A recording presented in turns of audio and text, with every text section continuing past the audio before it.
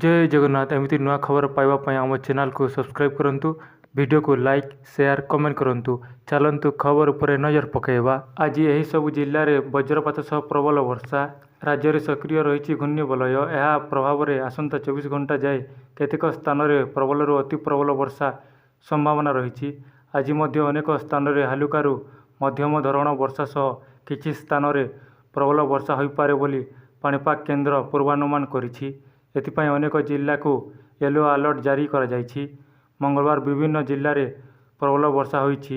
Twin city रे मध्य प्रबल अति प्रबल वर्षा होइछि। तेबे बुधवार मयूरभंज कलाहांडी बलांगीर जाजपुर केन्द्रापड़ा खोर्धा कटक केउझर आदि जिले में प्रबल वर्षा सह वज्रपात वर्षा हो पारे। सेहीपरि बालेश्वर भद्रक जगतसिंहपुर पुरी खोर्धा नयागढ़ गंजाम गजपति सुंदरगढ़ झारसुगुड़ा बरगढ़ संबलपुर देवगढ़ अनुगुल ढेंकानाल सुवर्णपुर बौद्ध कंधमाल नवरंगपुर रायगड़ा कोरापुट और मालकानगिरी आदि जिला को वज्रपात भय रही। गुरुवार पर्यंत यह सबू जिला को येलो वार्निंग जारी करा जाइछि।